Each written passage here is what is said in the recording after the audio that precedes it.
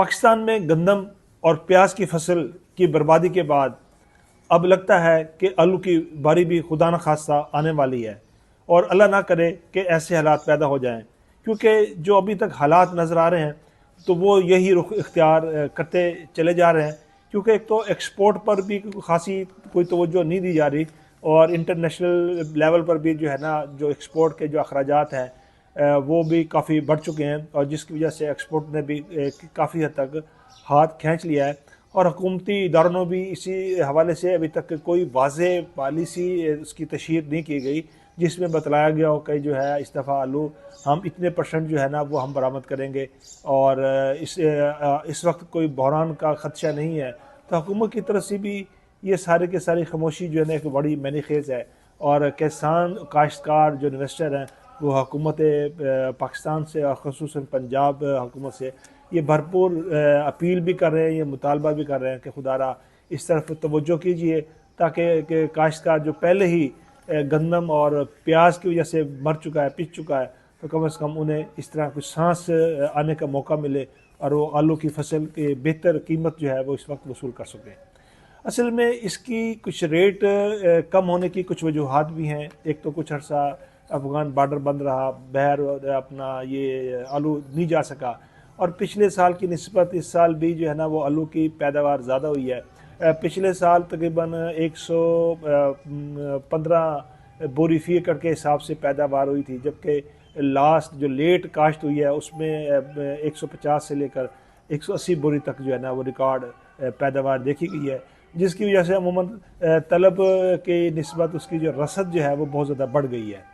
तो इन हालात में ज़ाहिर एक कंपटीशन भी था, और यकदम ईद दरमियान में आई, और इसकी वजह से ये मामला जो है ना कुछ गड़बड़ हुए, और आलू जो है बहुत ज़्यादा शुरू में स्टार्ट में बाहर नहीं जा सका। और इस कोल्ड स्टोरेज की अगर हम सूरत हाल देखें तो वो भी बिल्कुल पैक है, और पिछले साल जो कोल्ड स्टोरेज में तकरीबन जो है ना वो अपना इतना ज़्यादा फिलअप नहीं हुए थे, लेकिन इस दफ़ा हर कोल्ड स्टोरेज जो है ना वो लबालब जो है इस वक्त भर चुका है।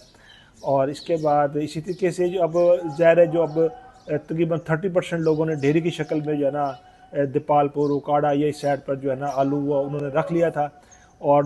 चूँकि अब जैसे जैसे गर्मी पड़ रही है तो एक्सपेक्टेड है कि 31 मई तक जो है ना ये आलू जो डेयरी की शक्ल में पड़ा हुआ है ये ख़त्म हो जाएगा, बिक जाएगा, ख़राब हो जाएगा, ये औने पौने जो है ना काश्तकार इसे बेच देगा, क्योंकि ना तो अब उसमें कैपेसिटी है कोल्ड स्टोरेज में कि वो आलू उसमें रख लिया जाए, और ना ही जो है ना अब वो काश्तकार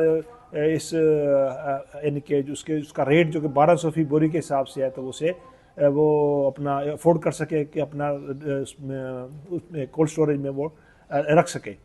तो इस लिहाज से जो है ना बहरहाल इसके जो माहिरीन हैं उनका कहना है कि इस दफ़ा जो अब चूँकि यानी कि पहले हफ्ते में, जून के पहले हफ्ते में स्टोर से अपना ये आलू निकलना शुरू होगा, तो फिर देखेंगे कि भी इसकी क्या सूरत हाल है, रेट किस तरफ जाता है। लेकिन बहरहाल माहिरीन का ख्याल है कि इस दफ़ा कुछ आलू के हालात को इतने अच्छे नहीं हैं, तो इसके ख़रीद व फ़रोख्त के हवाले से लोगों को एहतियात करना चाहिए, और पूरा इंटेलिजेंस इसका एक नेटवर्क जो आपका इसका होता है रेट्स का, मार्केट का, इंटरनेशनल मार्केट का, वो तमाम बातें नज़र रखते हुए लोग नए इन्वेस्टर से मशवरा है कि इसमें इन्वेस्ट ना करें। जो इन्वेस्ट कर चुके हैं तो वो मोहतात रहें, और जून का पहला या दूसरा हफ्ता बड़ा ही जो है ना वो अपना इसमें